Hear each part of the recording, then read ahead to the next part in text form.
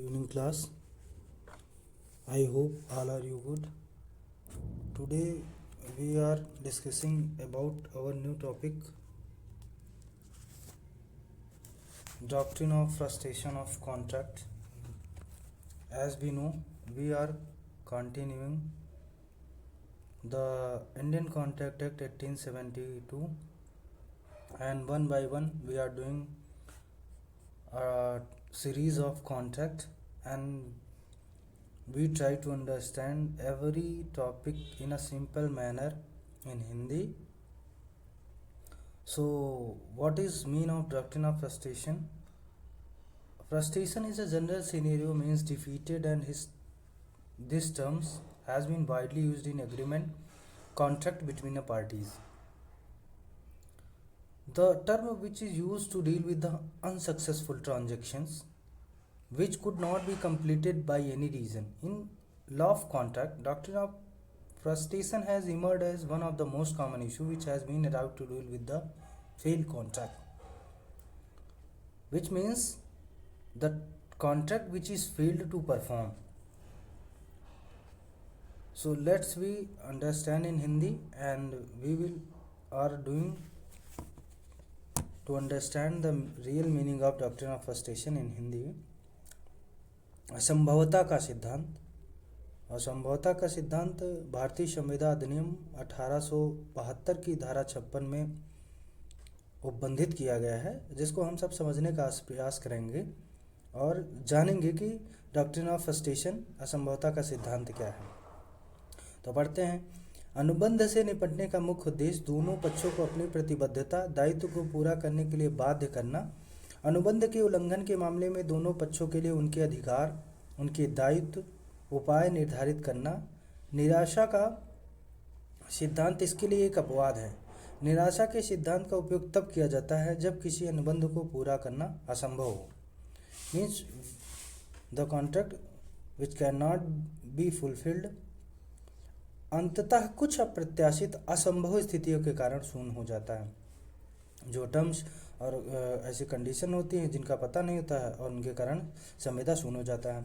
यह सिद्धांत लैटिन में मैक्सिम है, लेस नॉन कॉगिट एड इम्पॉसिबिलिया पर आधारित है, जिसका अर्थ है कानून किसी व्यक्ति को ऐसे अनुबंध को निष्पादित करने के लिए मजबूर नहीं कर सकता जो अप्रत्याशित कारणों से असंभव है।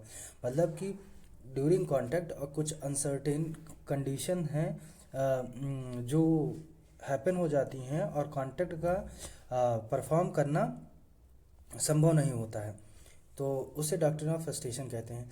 ऐसी परिस्थितियों में वचनदाता अनुबंध के साथ साथ बाध्य नहीं हो सकता। ठीक है, उनको बाध्य भी नहीं किया जा सकता। भारतीय संविदा अधिनियम 1872 में परिभाषित नहीं किया, लेकिन यह भारतीय अनुबंध अधिनियम 1872 की धारा 56 में कहा गया है कि जब कोई अनुबंध असंभव हो जाता है या किसी ऐसी घटना के कारण वचनदाता रोक नहीं सकता, गैर कानूनी हो जाता है, तो वह शून्य हो जाता है। मतलब कि कोई ऐसी घटना घट जाती है जिसके कारण वचनदाता वचनग्राही के प्रति ये संविदा को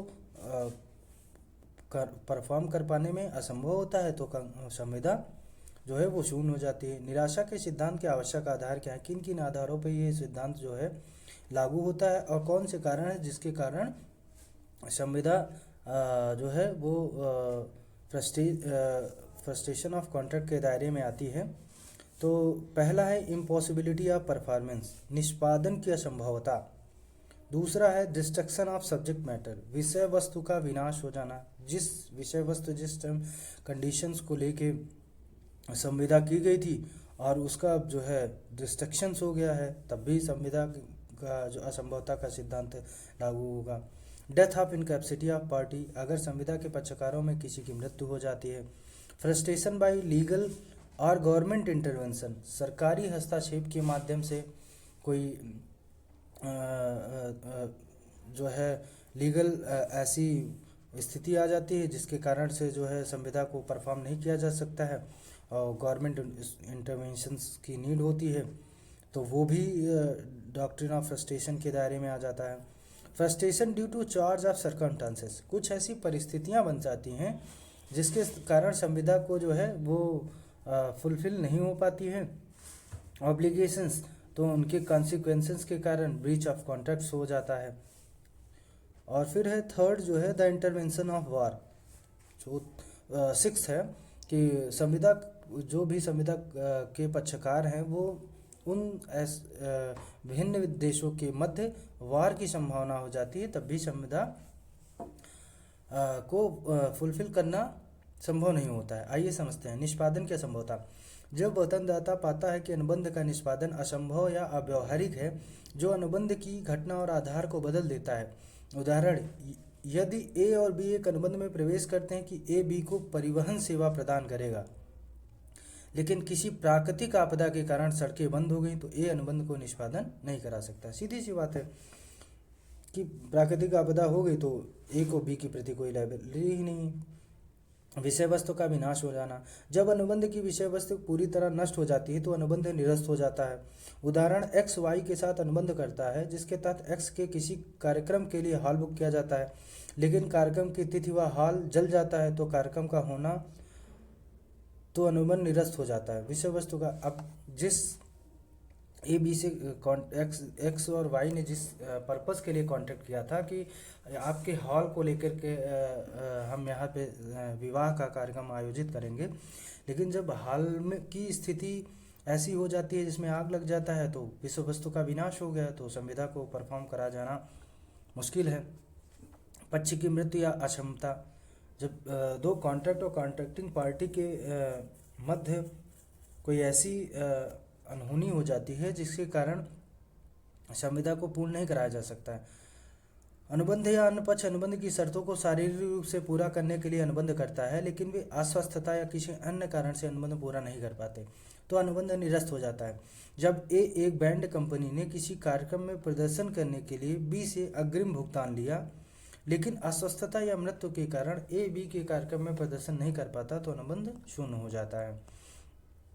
कानूनी या सरकारी हस्तक्षेप से निराशा, जब अनुबंध में प्रवेश करने के बाद कोई नया कानून निर्देश लागू हो जाता है तो अनुबंध निराशा हो जाता है। उदाहरण, ए बी के साथ अनुबंध करता है और ए मिथाइल ब्रोमाइड के 50 बैग उपलब्ध कराएगा, लेकिन सरकार मिथाइल ब्रोमाइड पर प्रतिबंध लगाती है, तो अनुबंध शून्य हो जाएगा।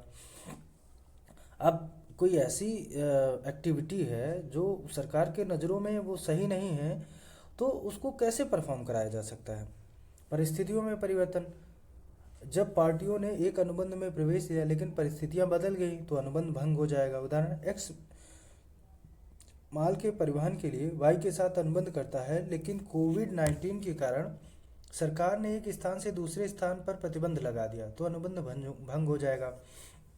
अब लॉकडाउन हो गया, लॉकडाउन के ड्यूरिंग टाइम में तमाम सारे ट्रांजैक्शंस जो जहाँ थे वो वहीं रुक गए, तो ऐसी स्थिति में संविदा का परफॉर्म कराया जाना बहुत मुश्किल है।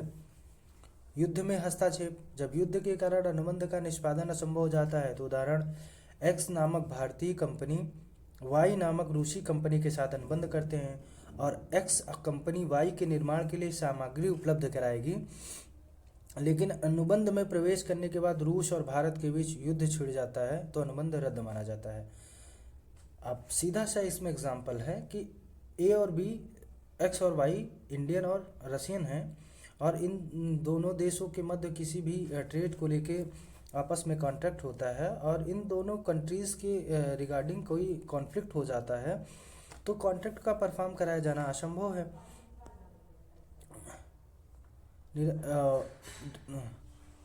अगला है कि डॉक्ट्रिन ऑफ फ्रस्ट्रेशंस के कुछ मामले हैं जिनको हम समझेंगे। सत्यव्रत घोष बनाम मुगनीराम बागुर एंड कंपनी 1954 का केस है। इस महत्वपूर्ण मामले में यह सिद्धांत स्थापित किया कि निराशा उत्पन्न होने के लिए घटना को अनुबंध की प्रकृति में मौलिक परिवर्तन करना चाहिए जिससे उसका निष्पादन करना असंभव हो जाए। अदालत ने इस बात पर जोर दिया कि मात्र असुविधा या वित्तीय नुकसान हताशा नहीं है। टेलर बनाम कॉर्डवेल 1863। यद्यपि एक ब्रिटिश मामला था, फिर भी इसके सिद्धांतों ने भारतीय अनुबंधिक कानून को महत्वपूर्ण रूप से प्रभावित किया। इस मामले में न्यायालय ने माना कि अनुबंध तब निरस्त हो सकता है जब निष्पादन के लिए आवश्यक विषय वस्तु नष्ट हो जाए या अप्रत्याशित घटना के कारण अनुपलब्ध हो जाए। सीधी सी बात है, विषय वस्तु का जो अभी इसके पहले हम लोगों ने एग्जाम्पल समझा जिसमें वो हॉल था और हॉल में फायर लग गई और हाल जल गया तो उसका विषय वस्तु नष्ट हो गया, तो संविदा का परिपालन कराया जाना मुश्किल है। मुरलीधर चिरंजीव लाल बनाम हरिश्चंद्र द्वारकादास एंड अनदर 1962 का केस है। इस मामले में भारत के सर्वोच्च न्यायालय ने दोहराया कि हताशा के लिए परिस्थितियों में मौलिक परिवर्तन की आवश्यकता होती है। चेंज ऑफ सर्कमस्टांसेस में फंडामेंटल चेंजेस होते हैं जिससे प्रदर्शन असंभव हो जाता है, जिससे वो परफॉर्म करना इम्पॉसिबल हो जाता है। न्यायालय ने कहा कि जब सरकार युद्धकालीन नियमों के तहत संपत्ति का अधिग्रहण करती है जिससे उसकी बिक्री के लिए अनुबंध करना असंभव हो जाता है तो निराशा लागू होती है। कोई गवर्नमेंट है और कोई सेकंड पार्टी स्टेट्स की कोई प्रॉपर्टी एक्वायर कर लेती है और तो उसको सेल करने के लिए कोई दूसरा व्यक्ति कोई भी कॉन्ट्रैक्ट करता है तो वो असंभव होगा और वो व्यक्ति नहीं कर पाएगा। तो आज का टॉपिक यहीं तक, मिलते हैं नए टॉपिक के साथ। बने रहिए आपके अपने यूट्यूब चैनल अपनी विधिक इन्वेस्टिंग। बहुत बहुत धन्यवाद।